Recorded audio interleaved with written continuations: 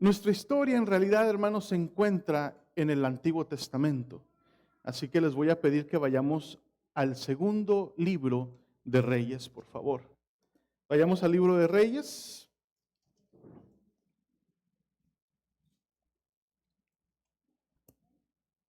Y nuestro estudio va a estar en el capítulo 7. Y déjenme pintar un poco el escenario, el marco histórico de lo que está sucediendo en el pueblo de Israel en este momento. Ya Israel no es un pueblo, o el pueblo de Dios ya no es uno, ahora son dos. Está el reino del sur y el reino del norte, el reino de Judá y el reino de Israel. Causa que, por decirlo así, maldición que ellos mismos se trajeron. Claramente Dios les había dado un pacto, había hecho un pacto bien claro con ellos, les había dado muchísimas promesas, pero varias de esas promesas eran condicionales, condicionales a que ellos deberían de seguir siendo fieles a su palabra, a su designio, a su consejo, a lo que Él había declarado en su ley y en su palabra y a través de las diferentes leyes ceremoniales, pero principalmente una. Es cuando usted lee ya sea Samuel 1, 2, Reyes 1, 2, Crónicas 1 y 2, hay un constante, se me va la palabra, una repetición constante del problema que Israel tenía una y otra vez, el mismo concepto, idolatría y seguir dioses ajenos. Una y otra vez se repite la constante el constante fallo del pueblo de Dios de adorar solamente al Dios único de la tierra y creador del universo. Y se mira la constante decisión de ellos de ir en pos de los dioses que estaban alrededor de su nación. Y finalmente Dios cumplió su promesa de que iba a dividir el reino y lo iba a entregar a otros, y que de Israel iba a estar azotado por diferentes naciones. Y en este caso son los arameos los que tienen sitiado el reino del norte, el reino de Israel en Samaria. Y el pueblo está pasando grandes hambres, porque recordamos históricamente de que para conquistar un reino, una nación, derribar un castillo, lo sitian. Y el sitiarlo quiere decir cortarles toda base de agua y de alimento. Hay que matarlos de hambre, ponerlos en hambruna para que se coman ellos mismos, se debiliten y finalmente, sin lanzar una flecha, una saeta, una piedra, se rindan y no haya derramamiento de sangre.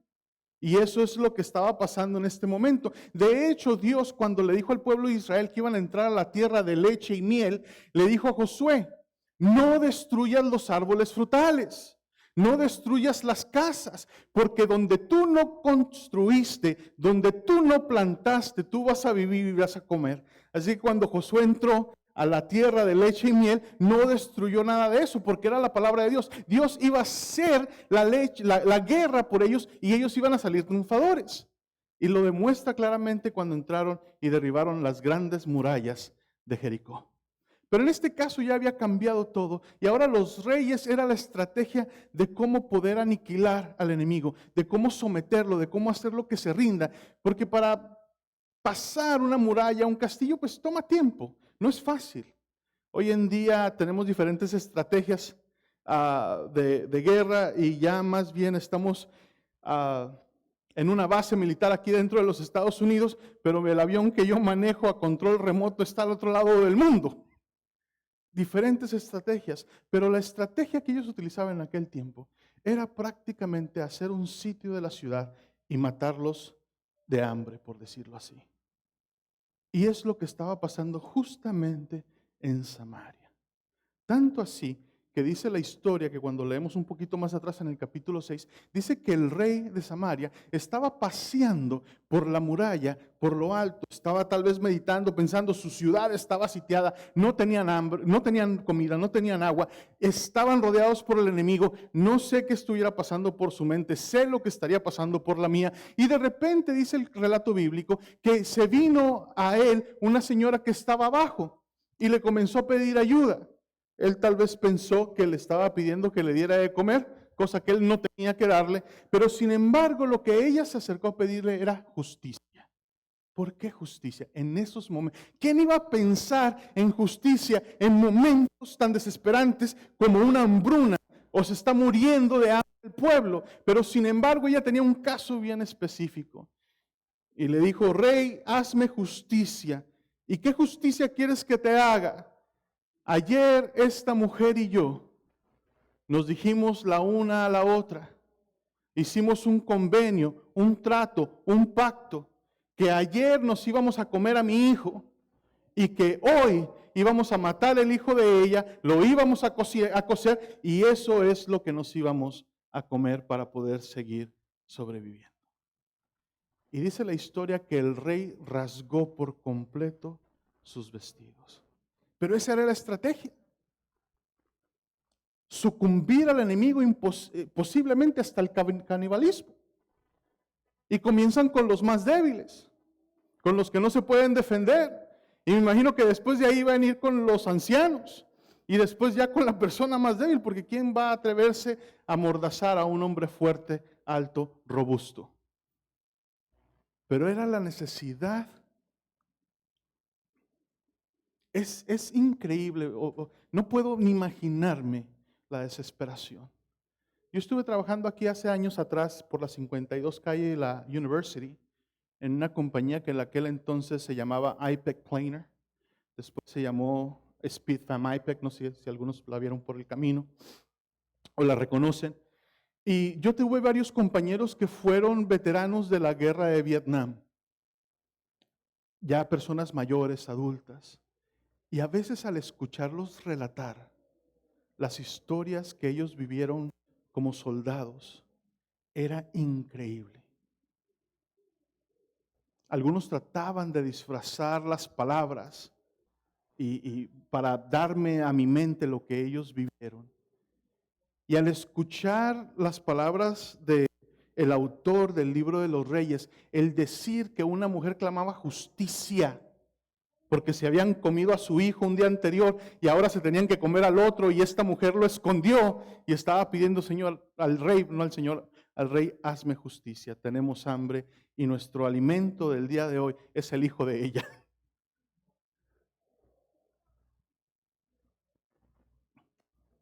Tal vez eso nos pueda ayudar y el motivo, creo yo, de que el autor de los Reyes pone esa historia o añade ese dato histórico, que realmente si lo sabemos o no lo sabemos no afecta, pero tal vez nos ayuda a comprender la desesperación, la necesidad que el pueblo de Dios, y es interesante, era el pueblo de Dios que estaba pasando por esta gravedad.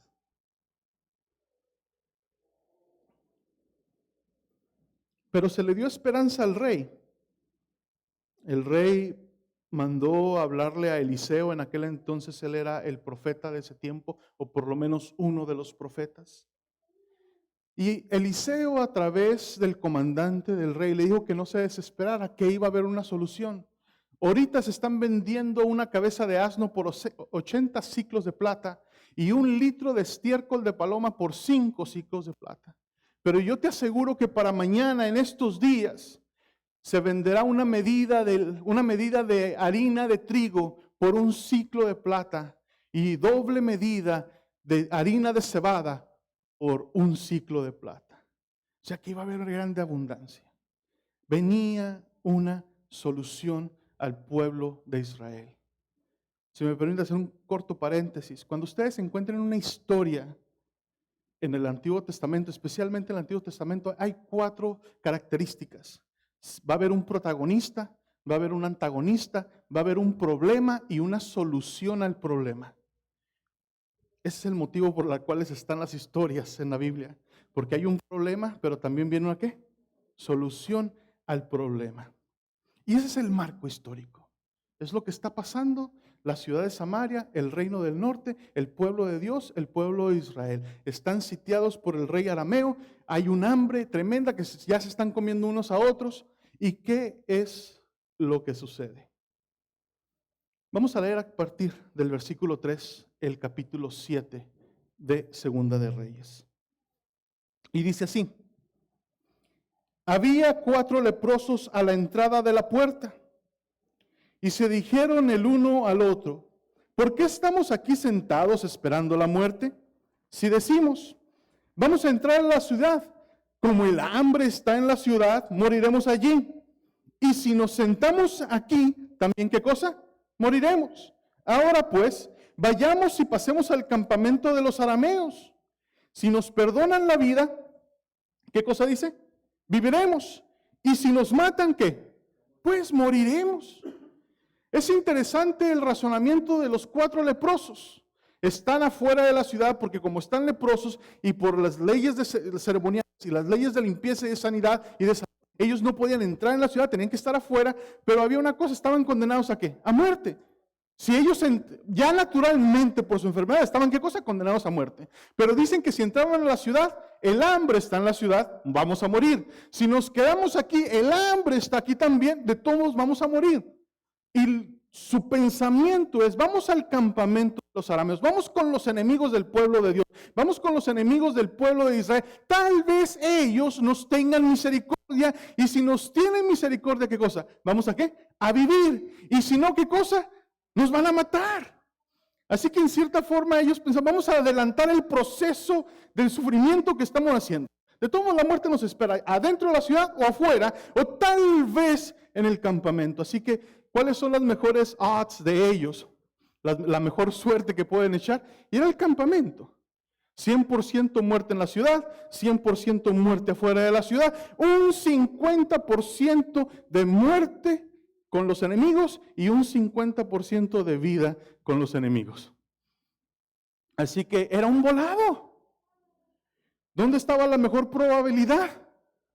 Arriesgarse e ir con el enemigo del pueblo de Dios y echar un volado a la suerte. Tenemos el 50% de que vivimos o el 50% de que nos maten. Estamos muriendo despacio a través del hambre y de nuestra enfermedad. Si nos matan, pues se nos quita el dolor. Y ya no sufrimos tanto, y es rápido, con saetas y flechas. Por lo menos es lo que yo creo que tal vez ellos estuvieron analizando. Y decidieron echar suerte con los enemigos de Dios. Dice el versículo 5: los leprosos se levantaron al anochecer para ir al campamento de los arameos. Y cuando llegaron a las afueras del campamento de los arameos, resultó que no había allí nadie, porque el Señor había hecho que el ejército de los arameos oyera estruendo de carros y ruido de caballos, el estruendo de un gran ejército, de modo que se dijeron el uno al otro: ciertamente el rey de Israel ha tomado a sueldo contra nosotros a los reyes de los hititas y a los reyes de los egipcios para que vengan en contra de nosotros. Por lo cual se levantaron y huyeron al anochecer y abandonaron sus tiendas, sus caballos, sus asnos y el campamento tal como estaba, y huyeron para salvar sus vidas. Interesante. Huyeron, pero dejaron los caballos. Una persona un poquito más inteligente, pues agarra el caballo, se monta y se va. Va a avanzar por lo menos 3 veces o 4 veces más rápido que a pie. Si no me equivoco, la velocidad, la velocidad average, promedio de un caballo son 35, 32 millas por hora. Es bastante rápido. Pero sin embargo dice que el miedo los agarró, los tomó, los abrazó y salieron huyendo y dejaron el campamento. Más adelante va a decir que lo dejaron intacto, por eso dice al principio, lo dejaron tal y como estaba. Y después va a decir que cuando iban corriendo se fueron soltando su ropa, tal vez se traían la armadura para alivianarse un poco más y correr un poco más rápido o por lo menos más distancia. Iban con gran miedo y con... Y a veces uno piensa que eso no se detiene.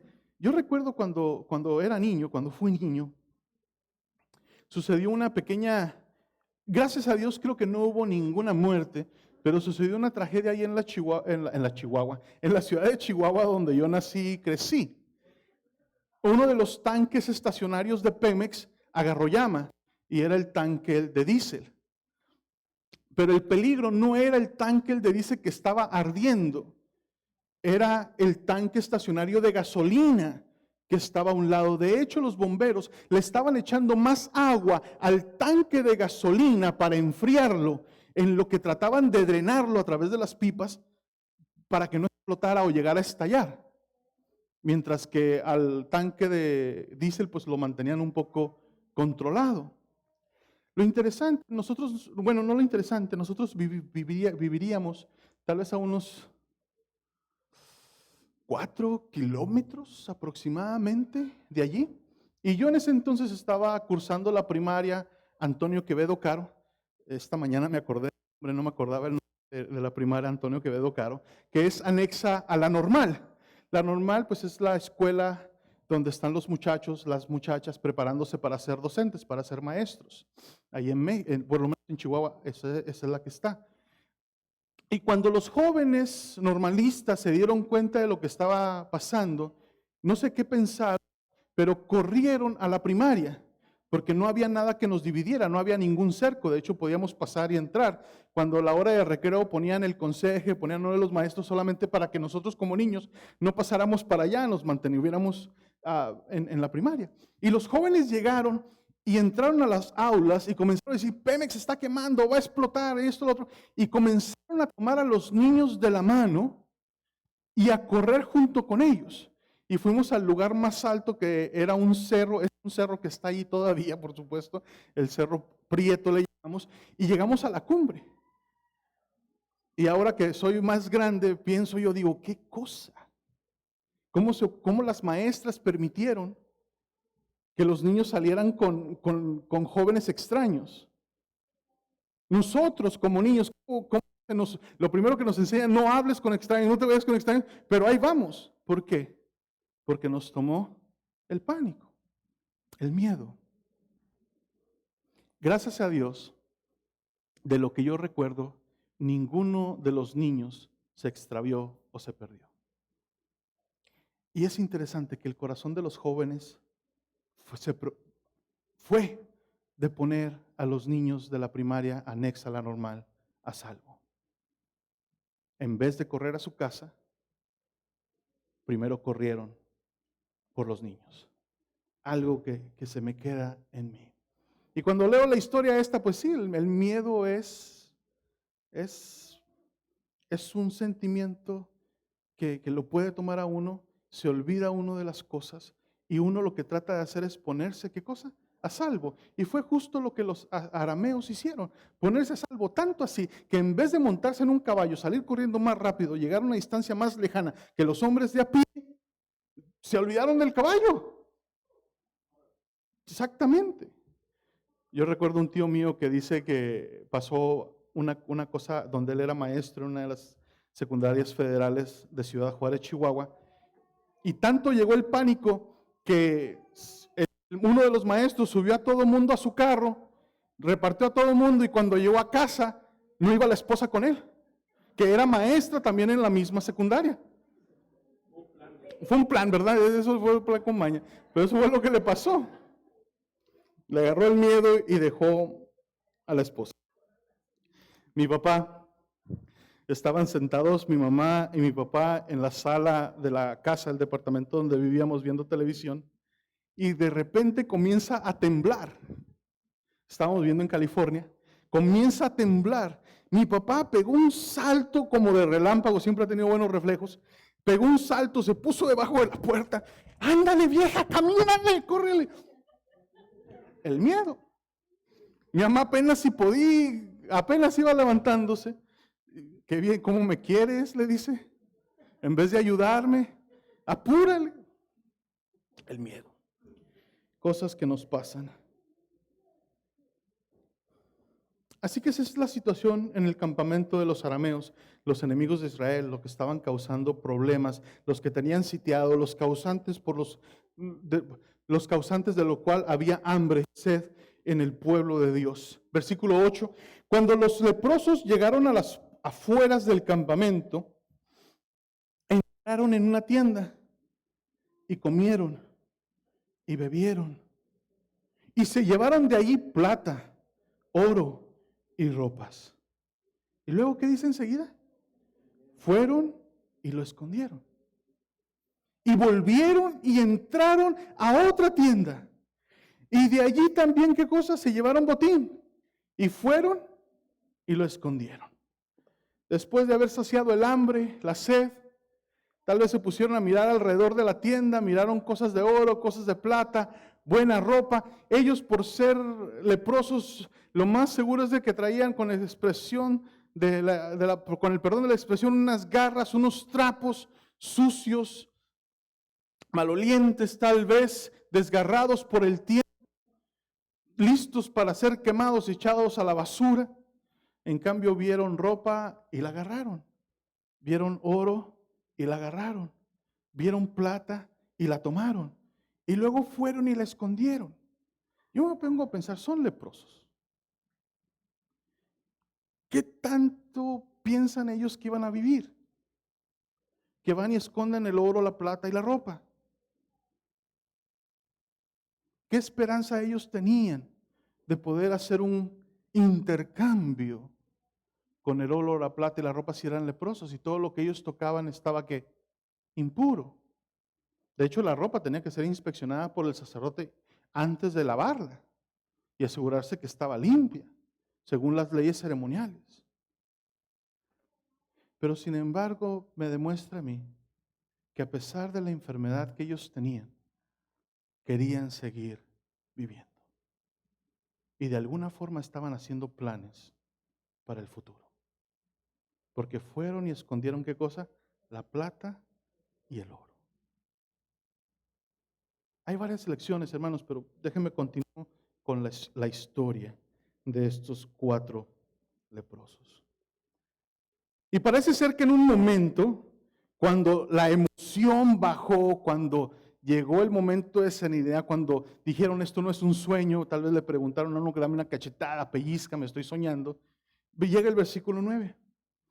Entonces se dijeron el uno al otro, no estamos haciendo bien. ¿Cómo dice? No estamos haciendo bien. ¿Por qué? Hoy es día de buenas nuevas, pero nosotros estamos callados. Si esperamos hasta la luz de la mañana, nos vendrá castigo. Vamos pues ahora y entremos a dar la noticia a la casa del rey. Así que, ¿qué fue lo que pasó? Parece que una vez que se bajó la emoción, parece que cuando vieron que no estaban soñando, cuando se dieron cuenta, cuando tomaron un pequeño suspiro y entraron en su razón, llegaron a sus cabales, se bajaron las emociones, se dieron cuenta que estaban haciendo ¿qué cosa? No, algo malo. No estamos haciendo bien, espérate.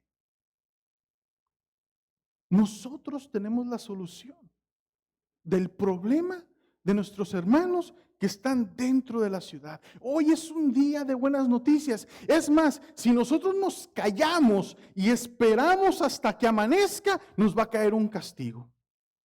¿Por qué?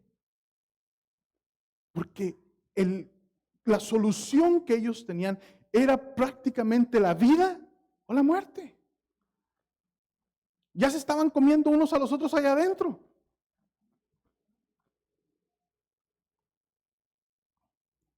Así que dijeron y concluyeron, no podemos quedarnos callados, tenemos que entrar a la casa del rey, tenemos que ir a dar la noticia, tenemos que ir a avisarles y ponerlos al tanto de lo que está pasando. Versículo 10, así que fueron y llamaron a los porteros de la ciudad. ¿Por qué a los porteros de la ciudad? Porque ellos están afuera y no por leyes ceremoniales, ellos no iban a poder, ¿qué cosa? Entrar. Pero sin embargo llegaron y tocaron a los porteros de la ciudad para darles la noticia, a los cuales la informaron. Fuimos al campamento, sigo en el versículo 10, fuimos al campamento de los arameos y vimos que no había nadie allí, ni siquiera se oía voz de hombre, solamente los caballos atados, también los asnos atados y las tiendas intactas.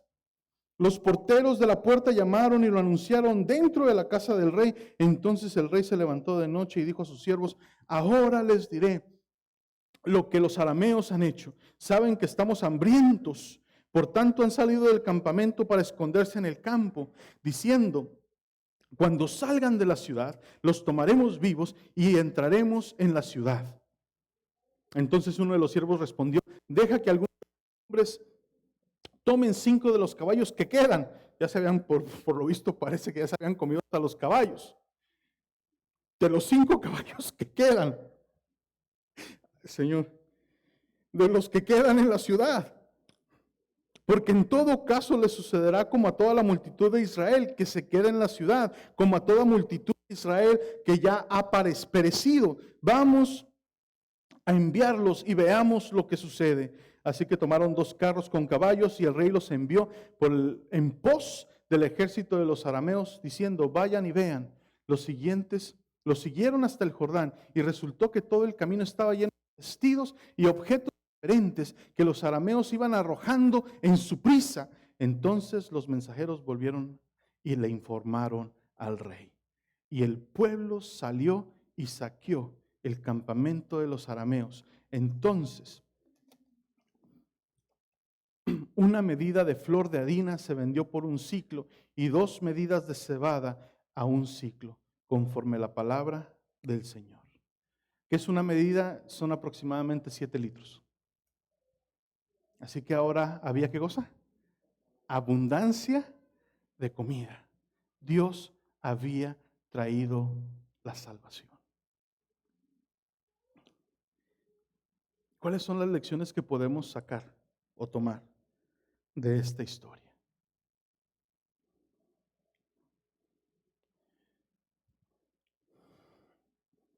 Una de las cosas es que nuestro mundo en el que vivimos hoy es algo parecido. Hay personas que han levantado murallas, que están dentro de su muralla, dentro de su ciudad, y no tienen esperanza. Y están muriendo de hambre y de sed. Están sufriendo con sus problemas, están padeciendo con sus pruebas, están teniendo dolor, enfermedad, y muchos de ellos mueren sin esperanza. Y en cierta forma, los leprosos están en una situación parecida. ¿Quiénes son los que están muriendo? Los que están dentro de la ciudad. Pero hay una división entre el leproso y los de la ciudad, y es una muralla. Y los leprosos tenían, ¿qué cosa? La solución. Tenían la salvación del pueblo de Israel que padecía de hambre y de sed, al punto que se estaban comiendo los unos a los otros. Y lo que los leprosos tenían en abundancia en sus manos era pan, agua y vino. Las herramientas con las que podían saciar por completo la necesidad de una nación, de un pueblo entero. Pero al principio ellos, ¿en quién pensaban solamente? En ellos. Hay oro, lo aguardo. Hay plata, lo aguardo. Hay ropa, lo aguardo. Lo hicieron por segunda vez y de repente como que Dios les iluminó y ellos mismos dijeron, no estamos haciendo bien. Tenemos que compartir lo que tenemos. Un escritor evangélico menciona que hay 3 tipos de cristianos. Hay cristianos que se rodean o tienen a su alrededor cantidad de amigos que no conocen a Cristo Jesús, pero que por alguna razón o algún motivo ellos no comparten su fe, no demuestran su fe.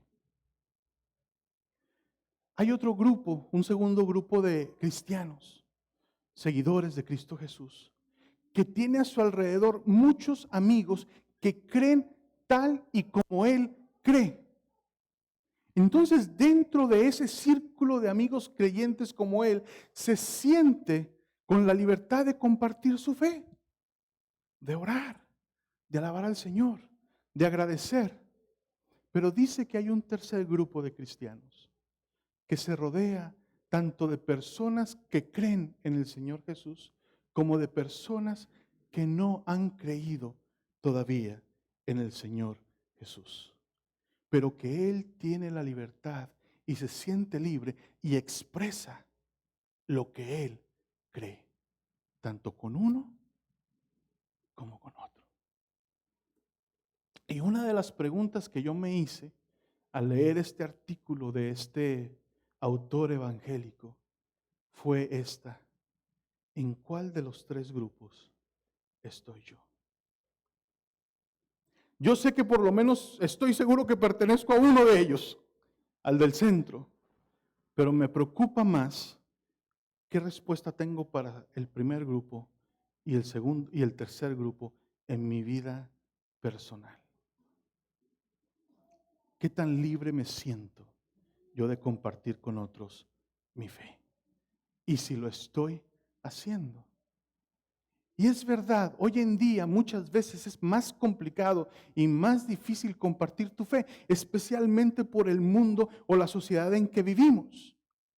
Porque hoy en día, más que nunca, creo yo, a veces nos tomamos la libertad de, en vez de en vez de bajar la muralla, le ponemos un escalón o le ponemos una línea más de ladrillos. En vez de tratar de derribar murallas, en vez de construir puentes, en vez de construir comunidad, en vez de construir relaciones, a veces en lo que hacemos es construir diferencias y elevar más el muro de separación entre unos y otros. De hecho, hay cristianos que se sienten que están perseguidos, pero yo a veces he visto mensajes en Facebook que yo quisiera perseguirlos. Porque en vez de tratar de construir puentes, destruyen relaciones. Una vez me mandó, perdonen que haga este pequeño paréntesis, un joven, por decirle joven, más que nada, me llama por Messenger. Pastor, necesito su ayuda, ¿cree que me puede ayudar? Él está en Carolina del Norte. Le digo, sí, ¿qué pasa? Fíjese, y ya me comenzó a relatar. Había un funeral. Y estas fueron las palabras de él. Fíjese que hay un funeral de una persona y me explicó un poquito. No hay nadie que dé el servicio. Necesitamos que un pastor venga. Y hay un montón de inconversos que necesitan saber la verdad del estado de los muertos. La tuve fácil. Le dije, ¿sabes que no estoy en Carolina del Norte? Estoy en Arizona. Pero me rasqué la cabeza. Y me pregunté yo mismo si esa debería de haber sido mi preocupación primera en atender un servicio funeral donde hay una persona tendida y donde hay personas que están doliendo por la pérdida de un ser querido, de un hijo, de un padre, de un hermano, de un primo, de un sobrino, de un amigo, de un compañero de trabajo, y decirles que el estado de los muertos no es así, en vez de traer la esperanza que hay en Cristo Jesús a través de la resurrección. Y de que la mejor confianza que podemos tener es de que el que está sentado en el trono es un rey justo y va a juzgar conforme a su justicia. Y hay casos que los casos Él los va a atender cada uno individualmente. Y confiar en ese rey justo y soberano. Yo he tenido que poner a descansar por 30 días a algunos de los amigos que tengo en Facebook.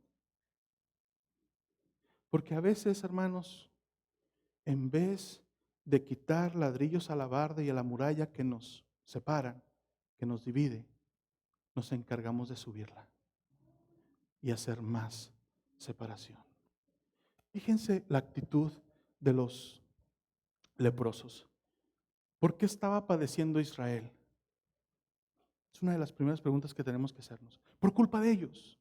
Habían abandonado al Dios verdadero y habían comenzado a adorar dioses ajenos, dioses que no existen, dioses de otras naciones que no escuchan, que no ven y que no hablan, dioses sin vida y sentido. En cierta forma podemos decir que lo que estaba sucediendo, o sea que estaban cosechando lo que ellos mismos, ¿qué cosa?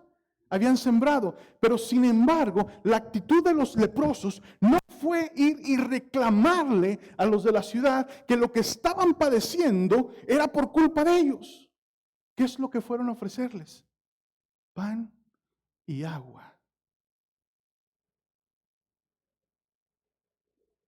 Fueron a suplir la necesidad que sus hermanos, sus amigos, personas que los habían sacado porque estaban leprosos, pero tuvieron la misericordia de ir y ofrecerles la ayuda que ellos necesitaban. Hoy en día se nos dice, hermanos, y lo hemos comprobado, bueno, los que escriben, los que estudian, los que tienen doctorados, de que hoy en día para que alguien te escuche necesitas ganarte el derecho de ser escuchado. ¿Cierto o falso? O escuchamos a cualquier persona extraña. ¿Cuántos de nosotros le abrimos la puerta a un extraño? De hecho, a veces cuando van a la puerta y nos tocan y vemos dos jóvenes vestidos de negro con blanco y corbata negra y los vemos por el agujerito, ¿cuántos de nosotros nos atrevemos a abrir la puerta? No me contesten, simplemente son preguntas retóricas. No, ¿cuántos de nosotros vemos cuando vemos una pareja, viene una dama, viene un caballero, bien vestidos, formales, traen a veces una maletita, la dama por lo regular con su bolsa, y por lo regular traen un par de folletitos a la mano? Los vemos por el orificio de la puerta, y ¿cuántos de nosotros nos atrevemos a abrirles la puerta? Y a veces nos preguntamos por qué cuando nosotros salimos a tocar puertas y tratar de conseguir estudios bíblicos, no nos abren. Bueno, por la misma razón de la que tú y yo muchas veces no abrimos la puerta, porque no queremos construir puentes, no queremos construir relaciones, sino que muchas veces empezamos a construir más que murallas más altas. ¿Qué me enseña a los leprosos? La historia de los leprosos. Que los leprosos satisfacieron la necesidad de su prójimo, sin la necesidad de predicarles el evangelio. Esa oportunidad vendrá. Y si tú y yo queremos ver terminada la obra del evangelio en nuestro tiempo, en nuestros días, ¿qué es lo que debemos de hacer? Compartir la misma esperanza que tú y yo tenemos con otros. Pero a veces no es fácil. Entonces tenemos que idear de cómo poder derribar murallas y crear puentes de comunidad, crear puentes de relación. Y en este caso los leprosos me muestran que ellos utilizaron lo que ellos tenían en la mano. ¿Y qué era lo que tenían en la mano? Pan y agua. ¿Qué tienes tú en la mano que pueda ayudar a satisfacer las necesidades de tu prójimo y abrir un puente, una comunidad, una relación de confianza en la que el momento y su tiempo, porque ahorita vamos a ver un texto bíblico un poquito diferente, se va a abrir? Yo comentaba con alguien de aquí, una de las cosas que se puede hacer, ¿a quién le gusta la mecánica? ¿Quién es mecánico? A mí me gusta la mecánica, trabajo en mis propios carros y con un amigo por poco y le hago gastar como $300 porque me equivoqué de diagnóstico. Por eso casi con cosas grandes casi trato de no ayudar por lo mismo, porque si me equivoco, no tengo todo el equipo sofisticado para dar un buen diagnóstico. Gracias a Dios que lo llevó con un mecánico que es mecánico y le encontró la falla. Pero yo por poco y lo hago gastar y comprar un alternador nuevo. Y el mecánico me ayudó cuando vio el carro. Uno de los muchachos que lo vio allá en el campamento de Prescott. No, pastor, no se preocupe. Todo lo que usted hizo indica que lo que falla es el mecánico. Pero ya él traía un voltímetro y pues ya hicimos algunas pruebas con el voltímetro y ya nos dimos cuenta que no era el alternador y que la batería pues estaba simplemente drenada de energía y era un corto lo más seguro. Pero por decir, si a alguien le gusta la mecánica, ¿por qué no reunirnos? ¿Quién de nosotros conoce madres solteras? Yo creo que todos nosotros conocemos a una madre soltera. Dentro de nuestra comunidad de creyentes y fuera de nuestra comunidad de creyentes. Y ofrecer un cambio de aceite gratuito, un domingo. Y si la dama no tiene los recursos suficientes, porque le podemos decir, traiga su aceite y su filtro y nosotros se lo cambiamos gratis. Y se ahorra por lo menos entre 15 y 20 pesos. Pero si no tiene lo suficiente, porque o a lo mejor ustedes conocen que esa persona económicamente está restringida, pues le podemos tratar y cooperar para ayudarle de comprar el aceite. ¿No abriría eso un puente? ¿no estarías utilizando algo que tú tienes en tu mano?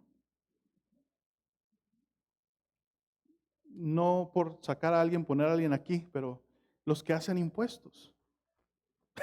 No volteen a ver a nadie, por favor. Pero a veces eso puede ayudar en dar un buen consejo a una persona que no conoce el Evangelio, que estás haciendo amistad con ellos. Pero ¿qué diferencia puedes hacer tú si cuando viene una persona a solicitar tus servicios y te dice, mira, permíteme orar para que nos vaya bien en el proceso? No vas a pedir que sea lleno del Espíritu Santo, que se convierta, no. Simplemente permíteme orar para que al llenar tu reclamo de impuestos te vaya bien. Compartir tu fe utilizando lo que tú ya tienes. Y esto varía. Tuve la alegría de poder estar en la boda de uno de mis amigos, participar en la boda de uno de mis mejores amigos. Pero tuve la cereza en el pastel fue que me dio la oportunidad, su hijo, el hijo de él, de yo casarlo. Me llama por teléfono, Álvaro, me estoy casando, me gustaría que tú seas el que haga nuestra boda. En ese tiempo él estaba estudiando premedicina, su novia, su futura esposa, estaba saliendo como enfermera de la universidad.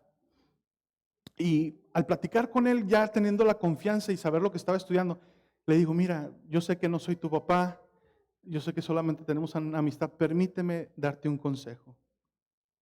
Cuando termines medicina, cuando seas un médico, pon tus servicios al Señor. Dona parte de tu tiempo. Ayuda a aliviar el dolor de las personas que lo necesitan. El año pasado estaba platicando con el papá de él y me confió algunas cosas. Y le pregunto, ¿cómo está el Junior? Le digo, ¿qué está haciendo? Esto, lo otro. No, dice, un domingo al mes dona su tiempo como médico, aliviando y supliendo la necesidad de otros. Y cuando va a atender al paciente que lo viene a ver gratuitamente, ora con él y por su familia. Muchas formas que podemos. Y en vez de construir un muro más alto, lo que vamos haciendo es que vamos quitando ladrillo por ladrillo, haciendo una relación, haciendo una comunidad, creando una relación de confianza con la persona para poder nosotros compartir el Evangelio. Y otra cosa interesante que me demuestran los leprosos. Les digo, hay un protagonista, un antagonista, un problema y una solución. Y en esta porción de la Biblia los protagonistas son los leprosos. ¿Quiénes son los que están dando el mensaje de salvación a la ciudad de Samaria? Leprosos. Y en la Biblia muchas veces, ¿qué simboliza la lepra? El pecado. Así que son personas pecadoras que están trayendo ¿qué cosa? La salvación a personas que pecadoras. ¿Y tú y yo qué somos? Leprosos, salvos por la gracia de Cristo Jesús. Y reconocemos y podemos simpatizar lo que nuestros amigos, hermanos, vecinos, extraños están padeciendo. Y tú y yo, sin duda alguna, tenemos en nuestras manos cómo poder aliviar un poquito, aunque sea, el dolor ajeno. Cómo poder resolver la necesidad de alguien más. Todos los que estamos aquí tenemos esa posibilidad. Lo único que tenemos que hacer es intencionar al respecto y comenzar a derribar las murallas que nos dividen. Empezar a crear comunidad con las personas que nos rodean. La hermana Deli, ella es enfermera. Tuve el privilegio no solamente de ser su pastor, tuve el honor de conocerla a ella. Y espero que un día la conozcan. Ella nos dijo que iba a venir a visitarnos Así que ojalá puedan un día conocer a esta persona, hermana Deli. Y ella conoció a una familia, no tengo todos los datos. La conoció, se hizo amiga, comenzó a compartir, los visitaba. Resulta ser que el esposo de ella, de la amiga, conocía la iglesia desde niño. De hecho, él fue el vehículo de salvación para los padres de él, pero él nunca se rindió a Jesús. Iba a la iglesia, pero nunca hizo un compromiso formal a través de las aguas del bautismo, a través del solo bautismo que después veremos en Efesios 4, que fue la lectura bíblica de esta mañana. Pero de repente en su juventud, porque él fue joven, estaba joven cuando yo lo conocí, le llegó un cáncer. Y la hermana de él lo que hizo, sin interés alguno, fue poner sus servicios a él. El conocimiento que tenía como enfermera, el conocimiento que ella tenía bajo el régimen alimenticio que ella tenía, seguía. Y empezó a visitarlos más seguido. Hacía un viaje largo como de 1 hora y media, one way, porque ella vivía en el otro lado de la ciudad y él vivía en el otro extremo de la ciudad. Pero compartía con ellos, les llevaba comida, lo atendía, le decía qué hacer, le aconsejaba. Prácticamente ella sirvió como enfermera de él. Y fue sin duda alguna a través del ejemplo, del testimonio, de lo que tanto ella dio, que él decidió aceptar a Jesús como su Salvador personal. Y tuve el privilegio de bautizarlo en su tina de baño, porque ya no teníamos más para llegar a la iglesia y lo descendimos a las aguas bautismales en su tina de baño, en presencia de su esposa, sus hijos, la hermana Deli, la madre de ella que a través de videollamada pudo estar con nosotros. ¿Por qué? Porque una dama como enfermera puso al servicio lo que ella tenía en favor de su prójimo.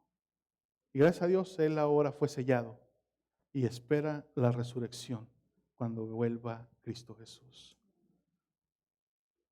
¿Qué esperanza es la que tú tienes? ¿Qué tienes para compartir? ¿Qué tengo yo para compartir? Déjame, te dejo este pensamiento. A mí me gusta mucho lo que es el Southern Gospel Music. Es un poquito más alegre, más movido. Y hay canciones antiguas, lindas, hermosas. Y recuerdo que una vez iba caminando de New Bern, la ciudad de New Bern a la ciudad de Wilmington. Son dos ciudades de la costa. Son 2 horas de camino aproximadamente. Esas son las iglesias que yo tenía en aquel entonces, o la distancia que tenía que manejar. E iba escuchando la radio, iba escuchando esta estación de Southern Gospel Music. Y me interesó mucho una de las canciones, uno de los cantos, porque comenzó diciendo que había algo más importante que llegar al cielo. Y suena la pregunta, pues te llama la atención, pues ¿qué más hay importante que poder llegar al cielo y convivir con Jesús? Pensé yo dentro de mí, de lo que yo pensaba, lo que yo sabía, lo que yo creía, pero como se fue desarrollando la canción, finalmente el autor, el cantante, contestó a su pregunta. ¿Y qué es lo más o qué hay más importante que llegar al cielo? Llevarte a otro contigo.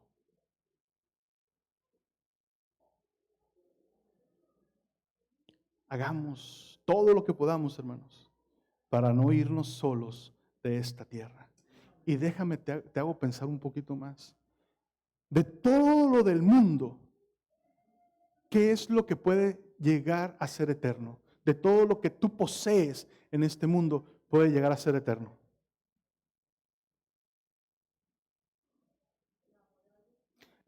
Sí, por el amor de Dios vamos a llegar. Pero de todas tus posesiones o de todo lo que tú tienes en este mundo, ¿qué puede llegar a ser eterno? Solamente hay una cosa.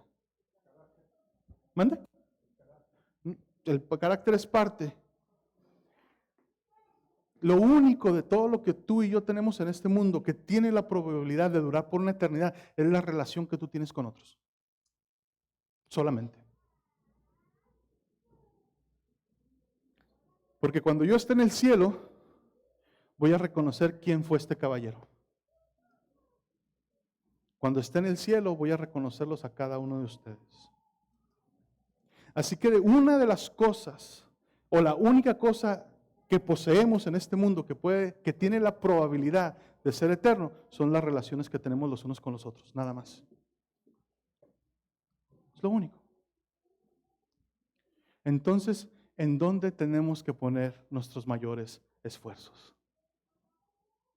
En llegar al cielo los unos con los otros. Señor Jesús, en esta mañana, tarde, te agradecemos por tu palabra y te agradecemos porque nos da instrucción divina.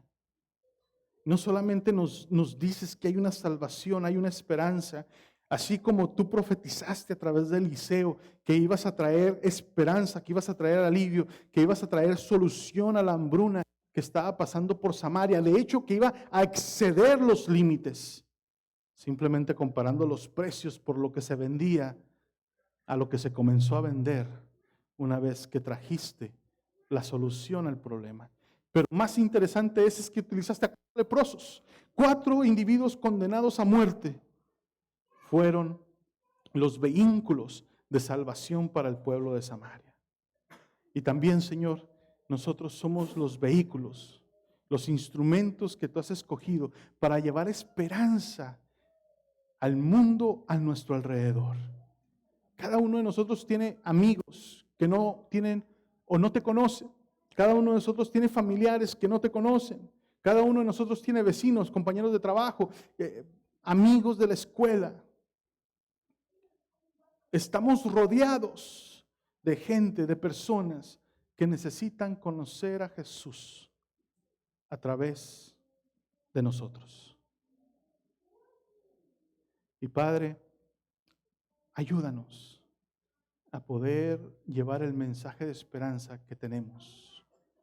Y que así como nosotros, también ellos, junto con nosotros, podamos gozarnos, podamos ser felices, podamos vivir la esperanza y poder estrecharte en nuestros brazos cuando vengas por segunda vez. Y cuando estemos debajo del árbol de la vida, podamos contar nuestras historias de cómo llegamos a tus pies, Señor. Gracias porque eres maravilloso y gracias, Señor, porque en vasos de barro has depositado la salvación de los hombres, o el mensaje, más bien dicho, de salvación para los hombres. Ayúdanos a tomar o hacer la parte que nos toca, porque te lo pedimos todo en el nombre de Jesús. Amén.